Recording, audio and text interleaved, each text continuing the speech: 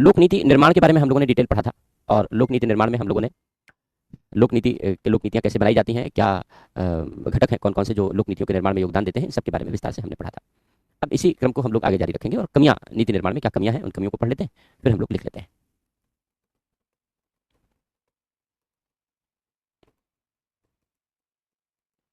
चुनौतियां या कमियां या आलोचना, ना कुछ भी कह सकते हैं हम लोग। भारत में नीतियां बनाने में सबसे पहली चीज़ तो हमारा जो ब्रिटिश कालीन प्रशासनिक ढांचा है वो सबसे बड़ी बाधा है। बहुत सारे सुधार किए गए हैं, बहुत सारे परिवर्तन किए गए हैं, उन सारे परिवर्तनों के बावजूद भी अभी भी बहुत क्रांतिकारी बदलाव नहीं आए हैं प्रशासन की संरचना और कार्यप्रणाली में। तो प्रशासन की संरचना और कार्यप्रणाली में क्रांतिकारी परिवर्तन की अपेक्षा है। वैसे ही क्रांतिकारी परिवर्तन की अपेक्षा, जैसे कल हम लोगों ने क्रांतिकारी जीत दर्ज की बड़ी मुश्किल से, ऐसे ही मुश्किलें हैं सिविल सेवाओं में।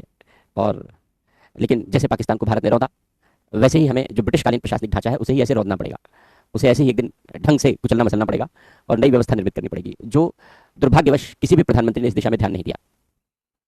वर्तमान प्रधानमंत्री ने थोड़े बहुत चेंजेस किए हैं, लेकिन उन थोड़े बहुत चेंजेस से काम नहीं चलेगा। ओवरहॉलिंग करनी पड़ेगी पूरी प्रशासनिक व्यवस्था की, और जब तक ओवरहॉलिंग नहीं होगी तब तक काम नहीं चलेगा। इसलिए जो ब्रिटिशकालीन प्रशासनिक ढांचा है, उस ब्रिटिशकालीन प्रशासनिक ढांचे को, उसकी कार्यप्रणाली को, उसे बदलना पड़ेगा, चेंज करना पड़ेगा। दूसरी बात, नीतियां बनाने में हम लोग पुराने मॉडल इस्तेमाल करते हैं। भारत में जो मॉडल इस्तेमाल होता है उसको इंक्रीमेंटल मॉडल कहते हैं। ऐसा नहीं है कि नए मॉडल बहुत सारे डेवलप किए गए हैं, लेकिन यही शुरू से चलता आ रहा है।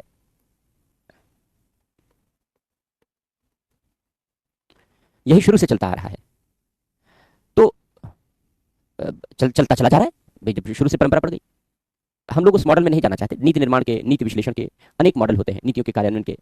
तो जो मॉडल विकसित किए गए हैं उन मॉडलों का अध्ययन करना हमारा पर्पस नहीं है, क्योंकि उससे क्वेश्चन नहीं आते। लेकिन तार्किक मॉडल है ना, आधुनिक मॉडल है, सिस्टम थ्योरी है, व्यवस्था मॉडल है, इस तरीके से बहुत सारे आधुनिक मॉडल हैं। लेकिन उन आधुनिक मॉडलों के बजाय हम ट्रेडिशनल मॉडलों पर ही अभी भी भरोसा करते हैं। आधुनिक मॉडल और पुराने मॉडलों में अंतर क्या है? जो आधुनिक मॉडल हैं वो नीतियों के निर्माण को नए तरीके से, सृजनात्मक तरीके से, क्रिएटिव तरीके से नीतियां बनाने पर बल देते हैं। हालांकि हमारे प्रधानमंत्री लगातार क्रिएटिविटी, इनोवेशन, डायनेमिज्म ना, इन सारी चीज़ों पर लगातार फोकस करते रहते हैं, बल देते रहते हैं। आया भी है, पहले से परिवर्तन आया भी है, लेकिन तब तक नहीं आएगा जब तक ओवरहालिंग नहीं होगी। तो इंक्रीमेंटल मॉडल क्या है? इंक्रीमेंटल मॉडल का मतलब होता है हम किसी नीति को नए सिरे से नहीं बनाते। एक तरीका तो ये है कि नीतियाँ जीरो से शुरू हों, नए सिरे से शुरू हों, और पूरी तरीके से इवैल्यूएशन करके, मूल्यांकन करके और नीतियों को नए सिरे से बनाया और लागू किया जाए।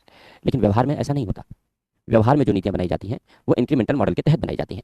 इंक्रीमेंटल मॉडल के तहत नीतियां बनने का मतलब ये हो गया कि नीतियां बनाने में पुराने मॉडल में कुछ नया जोड़ देते हैं। जैसे मान लो अगर हमने कहा कि 2024 की ये पॉलिसी है, तो अगर 2025 में हमें पॉलिसी बनानी है तो हम कुछ नया जोड़ देंगे, इसमें 2025 की नीति बनकर तैयार हो जाएगी। मान लो 2026 में हमें पॉलिसी बनानी है तो पुराना वाला बना रहेगा, इसी में कुछ नया जोड़ देंगे, 2026 की नई नीति बनकर तैयार हो जाएगी। हम जीरो से विचार नहीं करते नीतियां बनाने पर। भारत में नीति बनाने में ये सबसे बड़ा दोष है, वृद्धिकारी मॉडल। इसके अलावा नीतियां बनाने में सृजनात्मकता नहीं होती, नवोन्मेष नहीं होता, इन सबको बढ़ावा नहीं दिया जाता। नीति आयोग ने कहा कि जो नीति निर्माण के उच्च पदों पर बैठे लोग हैं उनका रिटायरमेंट जल्दी होता है। रिटायरमेंट के बाद भारत सरकार में बड़े आकर्षक पद मिलते हैं, जैसे लोक सेवा, संघ लोक सेवा आयोग के अध्यक्ष का पद, सदस्य का पद, सीएजी का पद, निर्वाचन आयोग में पद ना, इत्यादि बहुत सारी संवैधानिक और बहुत सारी वैधानिक संस्थाएं हैं हमारे देश में, ट्रिब्यूनल्स हैं, जिन सब में ये सारे पद रिटायरमेंट के बाद सिविल सेवकों को तैनात किया जा सकता है। कोई सिविल सेवक ये नहीं चाहता कि रिटायरमेंट के बाद सरकार में उसकी कोई छवि खराब हो।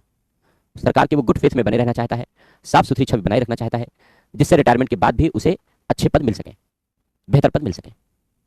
वो अपनी इस छवि को बनाए रखना चाहता है, वो अपनी इस छवि को मेंटेन करना चाहता है। इसलिए वो कोई रिस्क नहीं लेता, कोई जोखिम नहीं लेता, कोई नए प्रयोग नहीं करता। जबकि नई नीतियां बनाने के लिए, नई पॉलिसीज को डेवलप करने के लिए हमें नए प्रयोग करने होंगे, नई नीतियां हमें बनानी होंगी, लेकिन हमारी सिविल सेवा ऐसा नहीं करती। इसके अलावा जो नीति निर्माण में ऊपर बैठे हुए लोग हैं वो अपना सारा ज्ञान नीतियां बनाने में दिखा देते हैं। नतीजा यह है कि नीतियां सैद्धांतिक महत्व की होती हैं, कभी कभी दार्शनिक महत्व की होती हैं, जिन्हें व्यवहार में लागू करना, उनकी व्याख्या करना बेहद कठिन होता है, क्योंकि व्यवहार की जटिलताएं बिल्कुल अलग हैं और अलग अलग राज्यों की अलग अलग जटिलताएं हैं। ऐसी दशा में नीतियां कैसे प्रभावी तरीके से लागू की जाए, ये अपने आप में एक बड़ा चैलेंज है, ये अपने आप में एक बड़ी चुनौती है। इसलिए नीतियां बनते समय इस बात पर ध्यान देना होगा कि नीतियां व्यावहारिक धरातल पर उपयोगी हों। जो नीतियां बनाई जाए उनको व्यावहारिक धरातल पर प्रभावी तरीके से लागू किया जा सके। नीति ऐसी बननी चाहिए।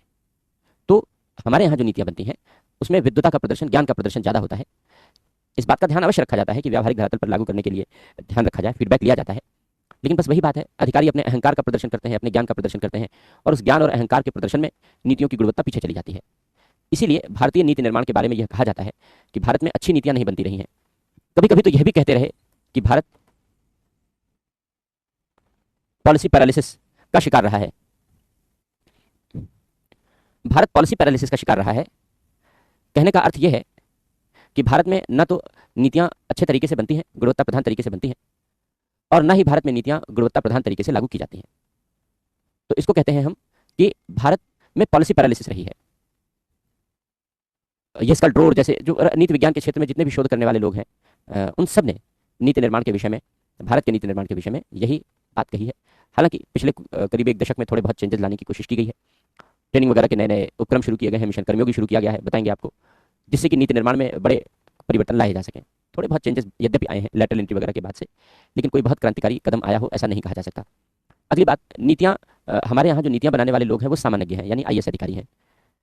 उन्हें किसी विषय विशेष की विशेष जानकारी नहीं होती, लेकिन अब नीति निर्माण का क्षेत्र विशेषज्ञों का क्षेत्र होता जा रहा है। जैसे अगर इंफॉर्मेशन टेक्नोलॉजी के बारे में पॉलिसी बनानी है, साइबर सिक्योरिटी के बारे में पॉलिसी बनानी है, साइबर स्पेस के बारे में पॉलिसी बनानी है, तो अगर इस फील्ड का एक्सपर्ट हो तो ज़्यादा व्यावहारिकता से सोच पाएगा। अब आईएएस अधिकारी है, इतिहास भूगोल राजनीति विज्ञान लेकर पढ़ा है, आईएएस बन गया, तो या अगर आईटी का इंजीनियर भी रहा है तो 15-20 साल बाद, 25 साल बाद जब नीतियां बनाने में भागीदार बनने लायक होता है, तब तक सब भूल चुका होता है। तो उसका नीतियां बनाने में कोई बहुत बड़ा कंट्रीब्यूशन नहीं रह जाता, क्योंकि 20 साल में टेक्नोलॉजी भी तो चेंज हो जाती है। यहाँ हर साल में, 1 साल में टेक्नोलॉजी चेंज हो जा रही है, तो यहाँ 15-20 साल बाद जब उसे ऊंचा पद मिलेगा तो कोई बेनिफिट नहीं होगा, कोई फायदा नहीं होगा उसका। कहने का आशय यह है कि नीति निर्माण में जो विशेषज्ञ लोग हैं जिस क्षेत्र के, उन विशेषज्ञों की भूमिका बढ़ानी होगी। लेकिन दुर्भाग्य का विषय यह है कि हमारे यहाँ आईएएस लॉबी इतनी स्ट्रांग है कि उसने सरकार पर दबाव बना के यह नियम बनवा रखा है कि जितने भी सेक्रेटरी जैसे पद हैं वो केवल आईएएस ही प्राप्त करेंगे, विशेषज्ञों को नहीं दिया जाएगा। नतीजा ये होगा कि आईटी विभाग का सचिव भी एक इतिहास भूगोल का विद्यार्थी होगा, जिसे आईटी के बारे में कोई, और भी 15-20 साल पुराना पढ़ा हुआ, या कोई इंजीनियर भी बन गया धोखे से, तो 20-25 साल पहले का पढ़ा हुआ इंजीनियर है, कोई मतलब नहीं, उसका इंजीनियरिंग किसी काम का नहीं है। 15-20 साल में सब वो भूल चुका है और टेक्नोलॉजी में जमीन आसमान का परिवर्तन आ चुका है, इसलिए किसी महत्व का नहीं है, वो किसी काम का नहीं है। वो आवश्यकता इस बात की है कि नीति निर्माण के पदों पर विशेषज्ञों की तैनाती की जाए। आईएएस लॉबी ऐसा होने नहीं देना चाहती, इसीलिए लेटरल एंट्री की शुरुआत की गई कि निजी क्षेत्रों से विशेषज्ञ लेकर के आए जाएं। विपक्ष ने उसमें भी आरक्षण का मुद्दा उठा के उसे भी डिरेल कर दिया। पढ़ेंगे हम लोग, लेटरल एंट्री पढ़ेंगे तो वहाँ बताएंगे कि लेटरल एंट्री में भी आरक्षण दो। यानी सीधी सी बात यह हो गई कि हम अमेरिका से एक सर्जन बुलाना चाहते हैं जो हार्ट का ऑपरेशन करे। हार्ट ऑपरेशन में विशेषज्ञ होना चाहिए, क्योंकि बहुत ही टिपिकल ऑपरेशन है, हमारे यहाँ के लोगों ने नहीं किया है ऐसा ऑपरेशन। तो विपक्ष कहता है कि नहीं, अनुसूचित जाति देख के बुलाओ, अनुसूचित जनजाति वाले को बुलाओ, भले उसकी योग्यता कम हो। तो अब, और इस बात को लेकर के काफ़ी हंगामा किया गया, आंदोलन किया गया। नतीजा ये हुआ कि लेटरल एंट्री में भर्ती रुक गई। तो जो राजनीतिक इच्छा शक्ति की कमी है हमारे देश में, वो नीति निर्माण में सबसे बड़ी बाधा है। विपक्ष तो पूरी तरीके से सड़ांध की ओर जा चुका है, क्योंकि सकारात्मक भूमिका नहीं निभाता। केवल और केवल जो भी देश के लिए नुकसानदेह वाली गतिविधियां हैं कि जाति के आधार पर जनगणना करा लो, जबकि बाबा साहब अम्बेडकर ने कहा कि भाई जाति को खत्म कर दो, क्योंकि बहुत जरूरी है जाति को खत्म करना, कट्टरता फैलाएगी समाज में, समाज को बांटेगी। लेकिन नहीं जनाब, अब तो जाति के आधार पर जनगणना शुरू हो रही है, सरकार ने भी घोषणा कर दी। तो राजनीति बेहद खराब दौर से गुजर रही है इस देश की राजनीति को सुधारना होगा। हर चीज़ में आरक्षण का मुद्दा लेकर चले आते हैं। भाई कहीं तो आरक्षण से बचो भी। योग्यता जरूरी है कि आरक्षण जरूरी है? जरूरी दोनों है, लेकिन आरक्षण वही जरूरी है जहां योग्यता का काम नकारात्मक तरीके से प्रभावित ना हो। जहां योग्यता का काम नकारात्मक तरीके से प्रभावित हो, वहां आरक्षण पर विचार नहीं करना चाहिए, वरना देश पीछे चला जाएगा। तो इसलिए ये बेहद जरूरी है। अब अभी जो हो, एक प्लेटफॉर्म आया है, अब इस बात की तैयारी चल रही है कि निजी क्षेत्रों में भी आरक्षण दिया जाए, काफी दिनों से। तो ठीक है, पूरे देश को विकलांग बनाएंगे मानसिक रूप से, विशेषज्ञ सारे विदेश चले जाएंगे, जो अच्छे लोग होंगे विदेश चले जाएंगे, जो कमजोर दिमाग के लोग हैं वो देश में रह जाएंगे, उन्हीं से शासन प्रशासन तकनीक सब चलाना पड़ेगा। तो अगर रिजर्वेशन की भी अपनी भी एक सीमा है, इसका ये मतलब नहीं कि आप हर चीज़ में रिजर्वेशन ही डाल दो, रिजर्वेशन ही लागू कर दो। तो जो हम लोगों को क्वालिटी पॉलिसी बनाने की जो मुहिम है वो बेहद खराब है। संसद का कोई रोल है नहीं, क्योंकि संसद कभी नीतियों पर चर्चा नहीं करती। लिखा तो है हमने पॉजिटिव रोल में उसके, लेकिन कभी कोई चर्चा संसद में होती नहीं नीतियों में, क्योंकि राजनीतिक मुद्दों पर चर्चा होती है, नीतिगत मुद्दों पर तो चर्चा कभी होती ही नहीं है। तो जब तक राजनीति भी सकारात्मक परिवर्तन नहीं आएंगे, तब तक नीतियों का निर्माण का जो तरीका है वो बहुत सजग नहीं होगा। राजनीतिक सुधार करने होंगे, प्रशासनिक सुधार करने होंगे, जनता की भागीदारी नहीं होती नीतियों के निर्माण में, पहले तो बिल्कुल नहीं होती थी, लेकिन अब परेशानी, अब ये इतनी सुविधा हो गई है कि सरकारें अब नीतियां बनाती हैं तो लोगों की राय ले लेती हैं। जैसे अभी देखो, दिसंबर तक बजट फाइनलाइज होता है, तो दिसंबर से पहले वित्त मंत्रालय आपसे राय मांगेगा कि भाई आप अपनी राय बजट के बारे में दे सकते हो। सरकारें, अभी नई शिक्षा नीति सरकार ने बनाई तो राय मांगी कि भाई आप अपनी राय दो। सीबीएसई ने भी 2 बोर्ड सिस्टम लागू किया, तो सीबीएसई ने अपना ओपन किया प्लेटफॉर्म और राय मांगी। ये अच्छी चीज़ है कि अब धीरे धीरे इस दिशा में सरकारों ने सोचना शुरू किया है, जिससे नीति निर्माण में लोगों की भागीदारी बढ़ाई जा सके, वरना पहले तो नगड़े होती थी। तो नीति निर्माण में लोगों की भागीदारी अभी भी बढ़ाना आवश्यक है। तो लिख लो, कमियां और उपाय लिख लेते हैं, चुनौतियां या कमियां, फिर उपाय लिखते हैं। पहला पॉइंट लिखो, कमियों में लिखो, पहला पॉइंट लिखो, भारत में ब्रिटिशकालीन कानून और ब्रिटिशकालीन प्रशासनिक कार्य संस्कृति विद्यमान है। प्रशासनिक क्या, न्यायिक न्यायालय का भी यही हाल है, बहुत बुरा हाल है। अभी हमारे प्रधानमंत्री के सलाहकार ने कहा कि इस देश के विकास में सबसे बड़ी बाधा न्यायालय है। क्योंकि कोई भी काम करो, कोई भी उद्योग लगाने जाओ, कोई भी परियोजना लगाने जाओ, तो न्यायालय में मुकदमा चला जाता है किसी न किसी आधार पर। न्यायालय के पास एक बढ़िया रास्ता स्टे कर देता है। अब स्टे के बाद फिर सुनवाई सालों चलती है, तो कोई भी प्रोजेक्ट लागू करना है वो सालों अटक गया, उसकी कॉस्ट भी बढ़ गई, बहुत सारे नुकसान हो जाते हैं, काम भी रुक गया, कॉस्ट भी बढ़ गई, और जो और नए प्रोजेक्ट उसकी वजह से आने थे वो लाए नहीं गए, और इसको लाते ही न्यायालय ने स्टे कर दिया, न्यायालय ने रोक लगा दी। तो न्यायालय का काम चिंताजनक तो है ही है। विगत वर्षों में जो जुडिशियल एक्टिविज्म इन्होंने अपना रखा है, क्रिमिनल्स पकड़ते हैं, न्यायालय छोड़ देता है, आतंकियों को सजा देती है निचली अदालत, हाई कोर्ट और सुप्रीम कोर्ट सजा माफ कर देता है कि नहीं नहीं जाओ कोई बात नहीं, और आतंक फैलाओ और अपराध करो। तो न्यायालय का काम चैलेंजिंग तो है ही है थोड़ा सा, तो इसलिए सुधार हर क्षेत्र में जरूरी है। तो लिखो, मैं लिखा रहा था कि भारत में ब्रिटिशकालीन कानून और ब्रिटिशकालीन कार्य संस्कृति के लक्षण विद्यमान है।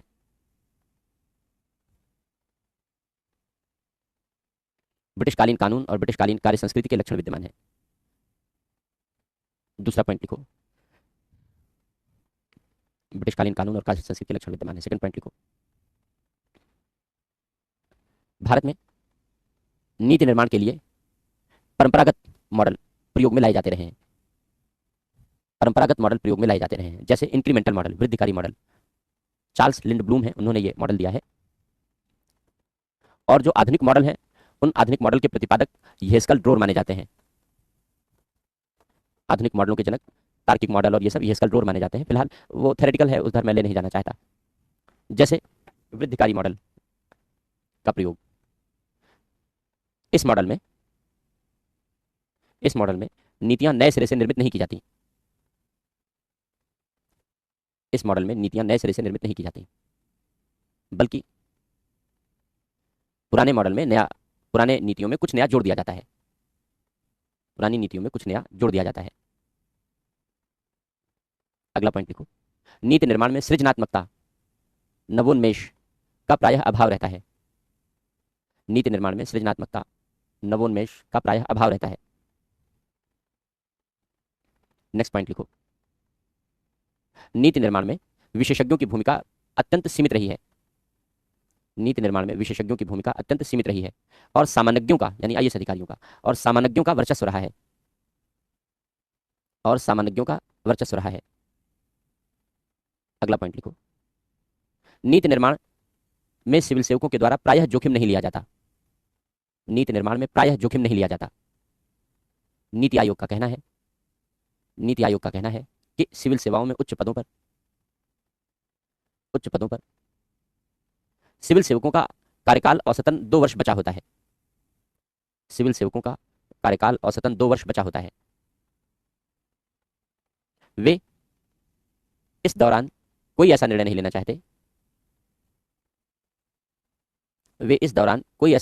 चाहते जिससे रिटायरमेंट के बाद का उनका करियर प्रभावित हो,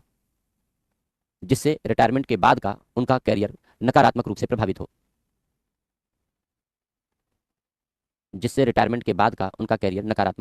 हो। अगला पॉइंट लिखो, नीति निर्माण में राजनेताओं की भूमिका निराशाजनक रही है। बढ़ते हुए राजनीतिक पतन ने इसे और चिंताजनक बना दिया है। अब वो सब लिखेंगे नहीं जैसे मैंने आरक्षण वगैरह की बात बताई, लेकिन उसका भाव यही है, एग्जामिनर भी समझ जाता है। बढ़ते हुए राजनीतिक पतन ने इसे और चिंताजनक बना दिया है। अगला पॉइंट, नीतियों के निर्माण में लोगों की भागीदारी अत्यंत कम रही है। अब तो बढ़ गई है, पहले हम लिखाते थे कि नहीं रही है, क्योंकि पहले की सरकारों ने तो कभी भी लोगों को नीतियों के निर्माण में भागीदार बनाया ही नहीं, कभी तो राय ली ही नहीं। अब पिछले 5-6-7 वर्षों में थोड़ा चेंज आया है और सरकारें लोगों से राय मशविरा करने लगी है, तो इसलिए हम लिखा रहे हैं कि कम रही है, वरना पहले तो लिखाते थे कि नहीं रही है क्योंकि था ही नहीं, पहले कुछ भी नहीं था। अब कम से कम ये चेंज आया है, पहले चेंज करके लिखो। इस प्रकार भारतीय नीति निर्माण की आलोचना करते हुए यदाकदा यह कहा जाता रहा है कि भारत पॉलिसी पैरालिसिस का शिकार रहा है।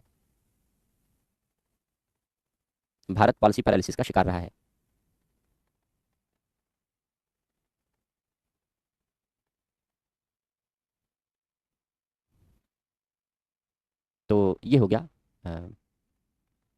नीति निर्माण में बाधाएं। अब लिखो उपाय लिखो। पहला पॉइंट लिखो, ब्रिटिशकालीन कानूनों को समाप्त किया जाना चाहिए और डायनेमिक यानी गतिशील और नैतिकता पर आधारित कार्य संस्कृति निर्मित की जानी चाहिए। वर्क एथिक्स पढ़ते हो, आपके पेपर 4 में है वर्क एथिक्स। नैतिकता पर आधारित, गतिशील और नैतिकता पर आधारित कार्य संस्कृति निर्मित की जानी चाहिए।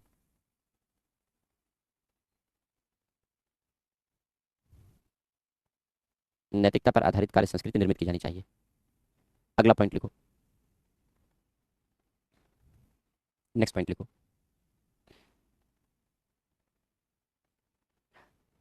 नीति निर्माण में आधुनिक मॉडल का प्रयोग किया जाए, जैसे तार्किक मॉडल, ये स्कल ड्रोर ने बताया है तार्किक मॉडल, वो लिंडब्लूम वाला ये वैद्यकारी मॉडल है, जैसे तार्किक मॉडल, रेशनल मॉडल आदि, जैसे रेशनल मॉडल आदि, तार्किक मॉडल आदि।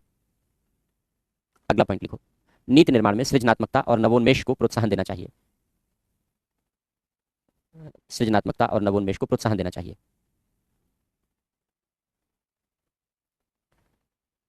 अगला पॉइंट लिखो, नीति निर्माण में जोखिम लेने की प्रवृत्ति को प्रोत्साहित करना चाहिए। जोखिम लेने की प्रवृत्ति को प्रोत्साहित करना चाहिए। नेक्स्ट लिखो, नीति निर्माण अधिक से अधिक व्यावहारिक होना चाहिए। नीति निर्माण अधिक से अधिक व्यावहारिक होना चाहिए। अगला पॉइंट, नीति निर्माण में लोगों की भूमिका प्रभावी रूप से शामिल की जानी चाहिए।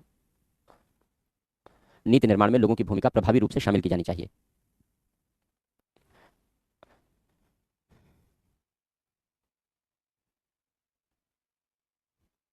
तो ये हो गया नीति निर्माण। एक पॉइंट और लिख लो, नेताओं वाली बात भी लिख लो। लिखो, राजनीतिक सुधार किए जाने चाहिए। राजनीतिक सुधार किए जाने चाहिए,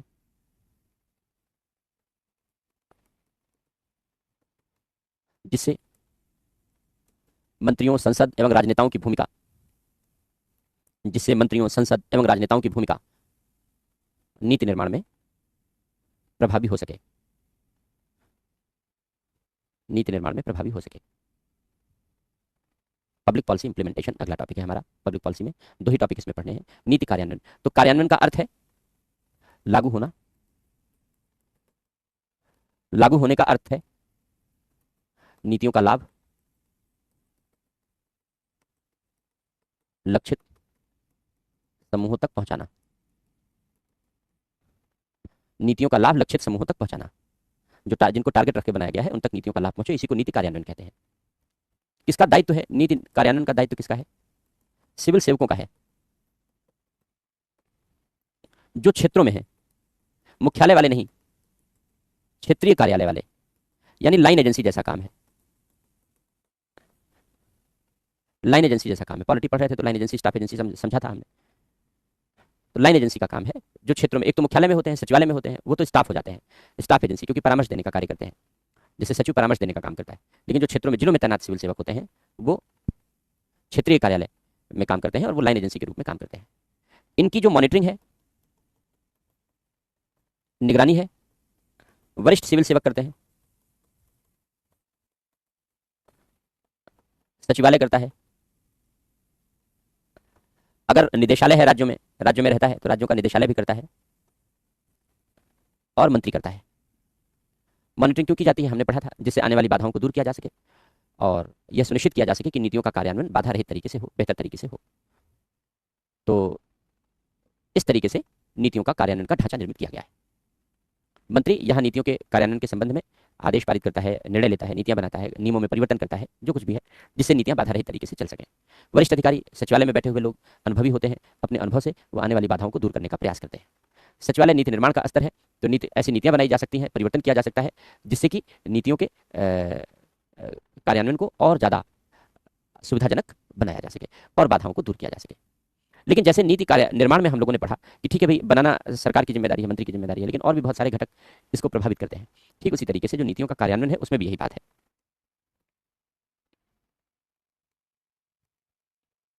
नीति कार्यान्वयन को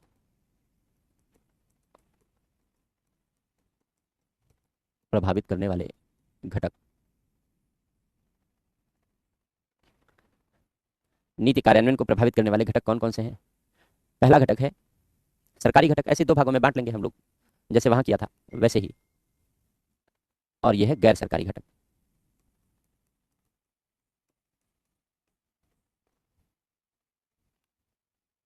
तो सरकारी घटक में राष्ट्रपति का कोई रोल नहीं है, प्रधानमंत्री का कोई विशेष रोल नहीं है, लेकिन फिर भी थोड़ा थोड़ा रोल हो सकता है।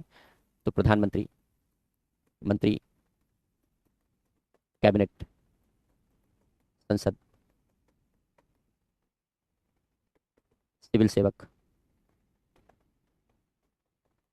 केंद्रीय सचिवालय, कैबिनेट सचिवालय, इस तरीके के जितने कार्यालय हैं, प्रधानमंत्री कार्यालय, न्यायालय, न्यायपालिका। इसी तरीके से गैर सरकारी घटकों में नागरिक हैं, सिविल समाज है।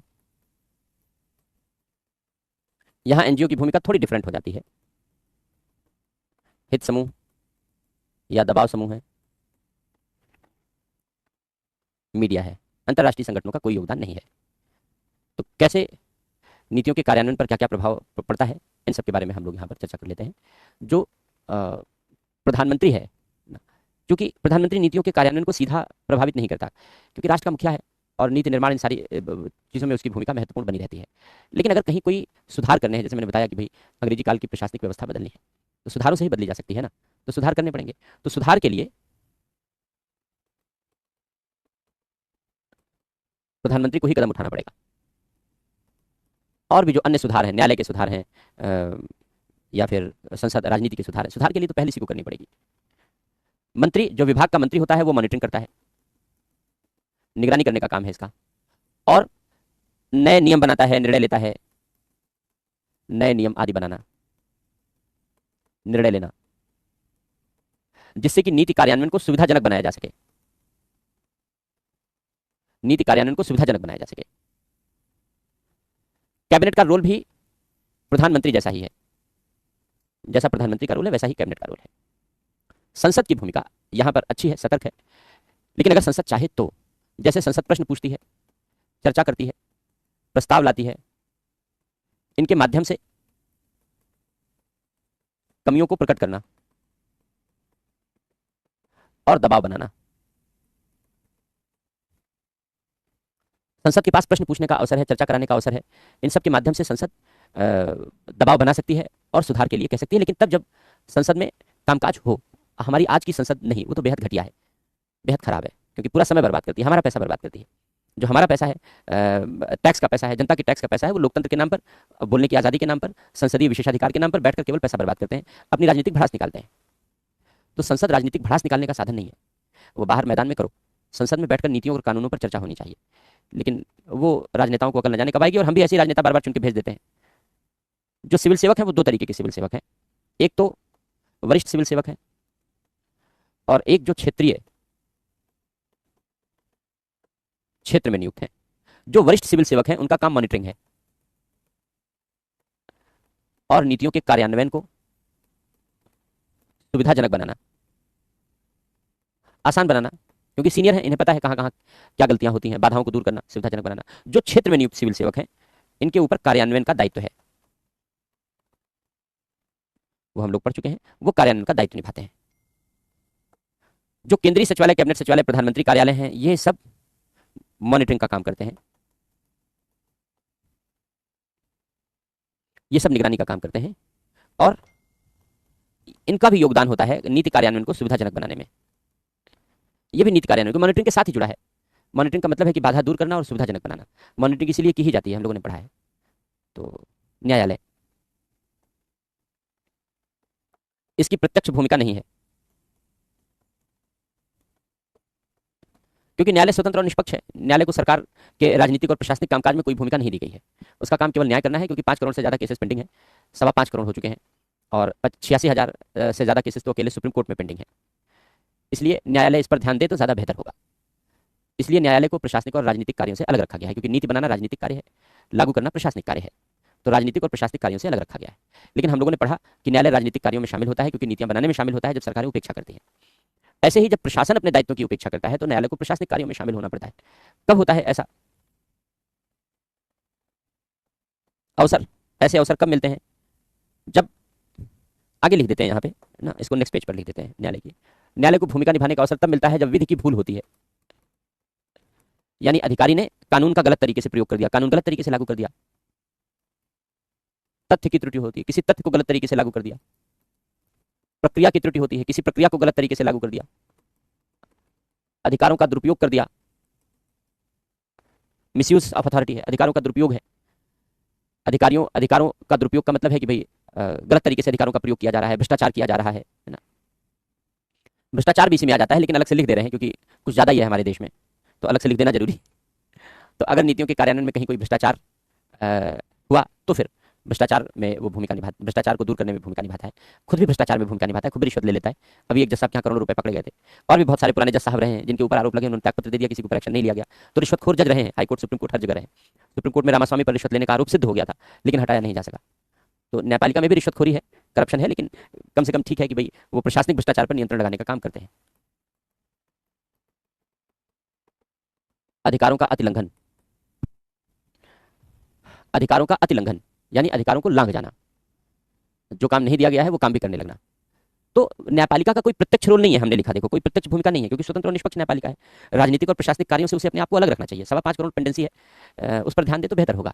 लेकिन फिर भी अगर सरकारी अधिकारी बदमाशी करें तो इसका मतलब नहीं है कि न्यायपालिका को प्रशासनिक और राजनीतिक कार्य नहीं करने चाहिए। तो अधिकारी बदमाशी करने लगेंगे, जब अधिकारी बदमाशी करेंगे तो उनकी बदमाशियों पर नियंत्रण होगा। कैसे रखा जाएगा? इन अवसरों पर न्यायपालिका हस्तक्षेप करने का अधिकार रखती है।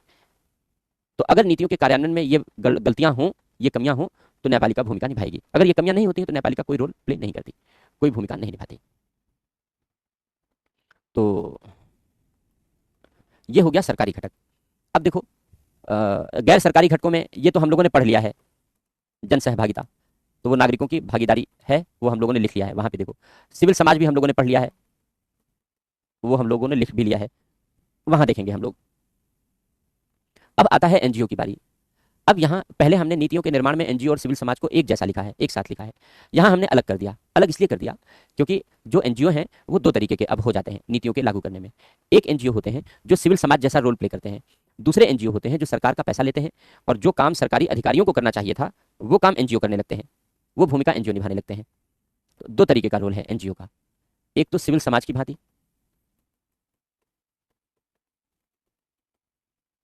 और दूसरा रोल है नीतियों का कार्यान्वयन करने में। क्योंकि हमने बताया है कि सरकार ने बना दी है पॉलिसी 2007 में, 2007 में, और उस 2007 की पॉलिसी के मुताबिक जो नीतियों का कार्यान्वयन है, नीतियों के कार्यान्वयन में गैर सरकारी संगठनों की भागीदारी भी होनी चाहिए, जैसे पोलियो उन्मूलन। तो अब पैसा दे दिया जाता है सरकारी और वो नीतियों को लागू करते हैं।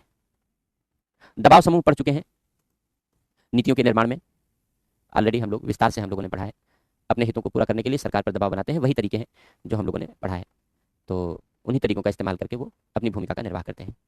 मीडिया की बारी है। मीडिया का रोल थोड़ा डिफरेंट है यहाँ पर। कमियां वही सारी हैं, हम लोगों ने मीडिया की कमियां तो पढ़ ली हैं, लेकिन मीडिया की भूमिका हम यहाँ लिख लेते हैं, अगले पेज पे लिख लेते हैं, यहाँ पे जगह कम है। तो मीडिया की भूमिका में पहली बात है लोगों को जागरूक बनाना नीतियों के विषय में ना, कि क्योंकि नीतियों के बारे में लोगों को जानना भी जरूरी है। अगर नीतियों के बारे में लोग जानेंगे तभी तो उनका लाभ मिलेगा। तो नीतियों के बारे में लोगों को जागरूक बनाते हैं।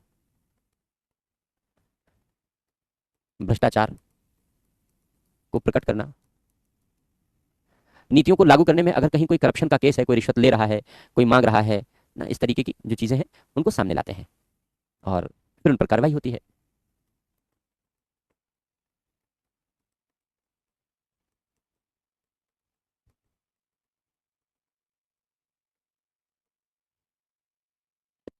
नीति कार्यान्वयन की बाधाओं को प्रकट करना, जो नीति कार्यान्वयन की बाधाएं हैं, नीतियों को लागू करने में जो तरह तरह की चुनौतियां आती हैं, उन चुनौतियों को सामने लाते हैं, प्रकट करते हैं, और जिससे कि उन पर सरकार काम कर सके। सरकार, प्रशासन व लोगों के बीच संपर्क का साधन, प्रशासन और लोगों के बीच संपर्क के साधन के रूप में काम करते हैं। प्रशासन और लोगों के बीच संपर्क के साधन के रूप में काम करते हैं, कनेक्ट करते हैं लोगों को। तो ये बाकी चुनौतियां मीडिया में लिख चुके हैं कि पेड न्यूज़ है और राजनीतिक झुकाव है, ये सारी चीज़ें, करप्शन है तो वो पेड न्यूज़ करप्शन का ही पार्ट है, तो वो सारी चीज़ें वैसे ही रहेंगी उसमें। तो ये हो गया नीति कार्यान्वयन को प्रभावित करने वाले घटक।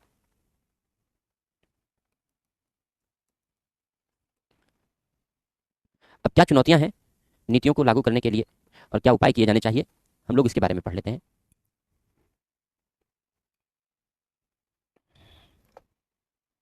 कि नीतियों के कार्यान्वयन में क्या क्या चैलेंजेस आते हैं, क्या क्या चुनौतियां आती हैं। पहली बात, वही प्रशासनिक जो ढांचा है वो ब्रिटिशकालीन है, इसलिए आज के आवश्यकता के हिसाब से बहुत डायनामिक नहीं है, तो इसलिए चुनौतियां उत्पन्न होना स्वाभाविक है नीतियों के कार्यान्वयन में। करप्शन, अभी देखो आसाम की एक अधिकारी पकड़ी गई, अभी 6 साल हुए नौकरी करते हुए, 92 लाख रुपए कैश, 2 करोड़ से अधिक का सोना, और न जाने क्या क्या बरामद किया गया। फिर बाकी मैंने पढ़ना छोड़ दिया, कितना लिस्ट पढ़े, न्यूज़पेपर में निकला था, आप लोगों ने भी देखा होगा। तो ऐसे बहुत सारे लोग हैं। उत्तर प्रदेश में रायबरेली एक जिला है, रायबरेली में कुछ गांव हैं जहां गांव की पंचायतों ने मिल करके घोटाला कर दिया, पंचायतों ने ही, और लेखपाल और इन सबकी मदद से गांव से 20-20 हज़ार, यानी लगभग 60 हज़ार से ज्यादा फर्जी जन्म प्रमाण पत्र जारी कर दिए हैं। उन लोगों के जन्म प्रमाण पत्र जारी कर दिए हैं जो भारत के हैं ही नहीं, यानी रोहिंग्या हैं, बांग्लादेशी हैं। यह भी उत्तर प्रदेश के रायबरेली में हुआ है ये काम। उत्तर प्रदेश की सरकार को पता चला, सारे अधिकारी की नौकरी चली गई, क्योंकि सरकार सख्त है, नौकरी चली गई और वो सारे के सारे प्रमाण पत्र रद्द कर दिए गए। लेकिन ये तो वो अवसर है जब ये बात पता चल गई। आप लोग अगर न्यूज़पेपर पढ़ते हैं तो भी आप लोगों ने पढ़ा होगा ये सब। ये तो वो स्थितियां हैं जहां ये बात पता लग गई। ऐसे बहुत सारे इलाके हैं जहां 2, 4, 10, 15, 100, 150 ऐसे जारी हो जाते हैं, पता ही नहीं चलता। ये तो बल्क मात्रा में, बड़ी मात्रा में जारी हुआ। तो भाई ये हुआ कि एक गांव की या एक गांव पंचायत की जनसंख्या अचानक कितनी कैसे बढ़ सकती है कि 15 हज़ार बढ़ जाए, 20 हज़ार बढ़ जाए, कितने बच्चे अचानक पैदा हो गए, और फिर पुरानी तारीखों से बनाए जा रहे हैं जन्म प्रमाण पत्र। तो ये मामला प्रकाश में आ गया। लेकिन जहां 100, 200, 500, 1000 ऐसे बनाए जा रहे हैं, वो तो प्रकाश में ही नहीं आएंगे। और ऐसे रोहिंग्याओं और बांग्लादेशियों को वो भारत का नागरिक बना देंगे। भाई जन्म प्रमाण पत्र मिल गया तो भारत के नागरिक बन गए यहीं से। कौन पूछने जा रहा है कि तुम थे नागरिक कि नहीं थे, ये बाद में कौन पूछेगा। और एक और चिंता की बात है, चिंता की बात यह है कि वे अपने हिंदू नाम से बनवा ले रहे हैं जन्म प्रमाण पत्र, हिंदू नाम से जन्म प्रमाण पत्र बनवा ले रहे हैं। आगे चल करके 2 साल बाद, 3 साल बाद जब मामला ठंडा हो जाएगा, एक आध बार वोट दे लेंगे, तो फिर अपना सामूहिक धर्मांतरण कर लेंगे, अपने मूल धर्म में वापस आ जाएंगे। तो षड्यंत्रों की गजब की रूपरेखा है इस देश में, और ये सब कुछ हो रहा है इस देश में। जो घटनाएं अभी न्यूज़पेपर में छपी हैं, उसी के आधार पर मैं आपको बता रहा हूं। शामिल कौन है इस काम में? राजनेता शामिल है, वहां का विधायक, वहां का सांसद, उसकी निगरानी में हो रहा है, वो संरक्षण दे रहा है। जो ब्यूरोक्रेट है, भ्रष्ट ब्यूरोक्रेट, भ्रष्ट ब्यूरोक्रेट, बिना राजनेताओं की मिली भगत के, बिना प्रशासनिक अधिकारियों की मिली भगत के कोई गलत काम हो ही नहीं सकता। जब तक प्रशासनिक अधिकारी और लोकल सांसद विधायक की मिली भगत नहीं होगी, कोई गलत काम होना ही संभव नहीं है। तो ये बेहद चिंता की बात है, और ये करप्शन की वजह से है। तो करप्शन बहुत बुरी स्थिति में है, इसको कंट्रोल करने के लिए कठोर कदम उठाने होंगे, जीरो टॉलरेंस की पॉलिसी पर काम करना होगा। अपराधीकरण, अपराधियों के साथ सांठगांठ है, नेक्सस है, भयानक नेक्सस है।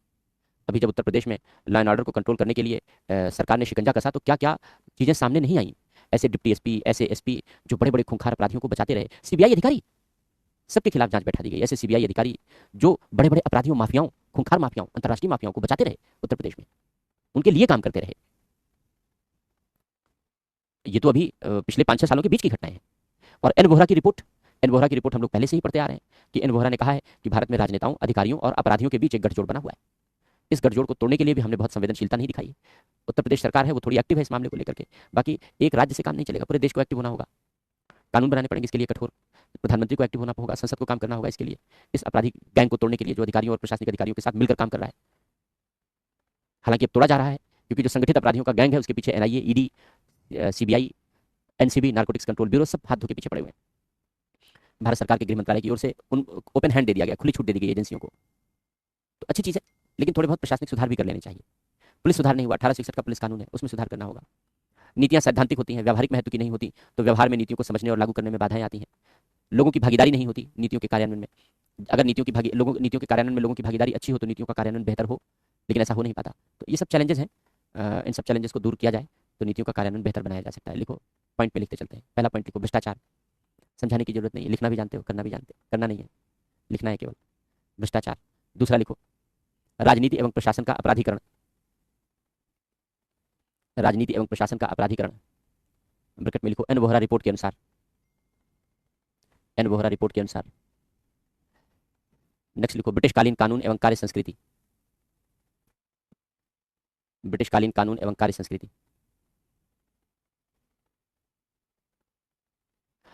नेक्स्ट पॉइंट लिखो, नीतियां प्रायः सैद्धांतिक महत्व की या सैद्धांतिक दृष्टिकोण से नीतियां प्रायः सैद्धांतिक दृष्टिकोण से अत्यंत प्रभावी होती हैं, अत्यंत प्रभावी होती हैं, किंतु किंतु उन्हें व्यावहारिक धरातल पर लागू करने में किंतु उन्हें व्यावहारिक धरातल पर लागू करने में चुनौतियों का सामना करना पड़ता है। किंतु उन्हें व्यावहारिक धरातल पर लागू करने में चुनौतियों का सामना करना पड़ता है।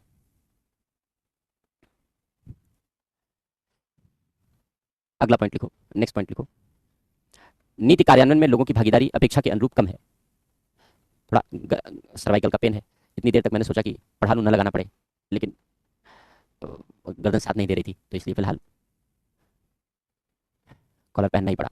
लिखो, नीतियों के कार्यान्वयन में लोगों की भागीदारी अपेक्षा के अनुरूप कम है, अपेक्षा के अनुरूप कम है। अगला पॉइंट, अपेक्षा के अनुरूप प्रशासनिक और राजनीतिक सुधारों का अभाव रहा है, अपेक्षा के अनुरूप प्रशासनिक और राजनीतिक सुधारों का अभाव रहा है। अब लिखो उपाय।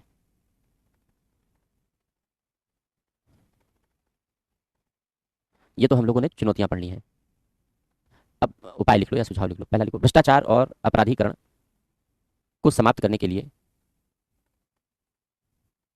भ्रष्टाचार और अपराधीकरण को समाप्त करने के लिए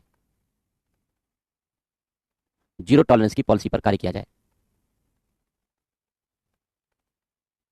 भ्रष्टाचार और अपराधीकरण को समाप्त करने के लिए जीरो टॉलरेंस की पॉलिसी पर कार्य किया जाए। अगला पॉइंट लिखिए, नेक्स्ट पॉइंट लिखिए।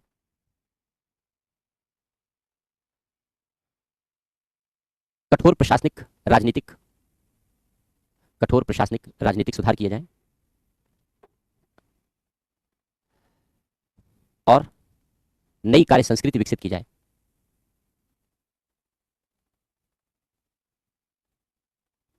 नई कार्य संस्कृति विकसित की जाए। अगला पॉइंट,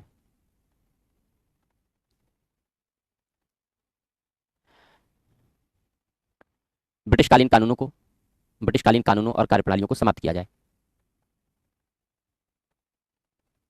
ब्रिटिशकालीन कानूनों और कार्यप्रणालियों को समाप्त किया जाए। अगला पॉइंट लिखो, नीतियों के कार्यान्वयन में लोगों की प्रभावी भागीदारी विकसित की जाए। नीतियों के कार्यान्वयन में लोगों की प्रभावी भागीदारी विकसित की जाए।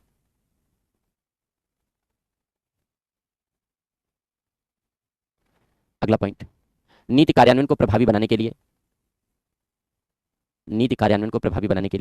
नीति निर्माण के स्तर पर व्यावहारिकता लाना आवश्यक है। नीति निर्माण के स्तर पर व्यावहारिकता लाना आवश्यक है। नीति निर्माण के स्तर पर व्यावहारिकता लाना आवश्यक है।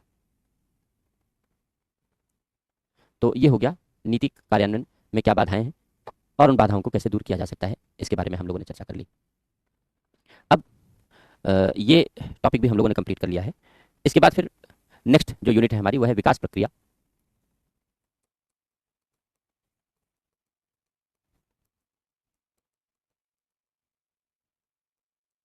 एवं विकास उद्योग।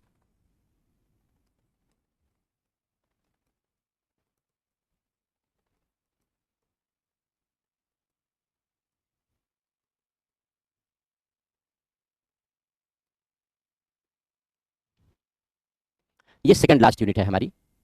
इसके बाद एक यूनिट और बचेगी, फिर हमारा जो गवर्नेंस का सिलेबस है वो कंप्लीट हो जाएगा। तो विकास प्रक्रिया एवं विकास उद्योग। अब देखो, इस यूनिट का नाम विकास नहीं है, डेवलपमेंट नहीं है। यूपीएससी ने रखा विकास प्रक्रिया एवं विकास उद्योग, यानी इसका मतलब यह है कि आपको डेवलपमेंट के डायमेंशन समझने हैं सारे। तो पहले विकास क्या है हम लोग ये समझें, फिर कैसे कैसे विकास के डायमेंशन हम लोग पढ़ सकते हैं, समझ सकते हैं, फिर हम लोग उसको समझेंगे। तो किसी भी तरीके का परिवर्तन, अगर कोई भी चेंज आए, परिवर्तन आए, कैसा परिवर्तन आए, सामाजिक आए, आर्थिक आए, अगर ऐसे परिवर्तन लाए जाएं, सामाजिक, आर्थिक आदि, और ये परिवर्तन अगर विकसित देशों में लाए जाएं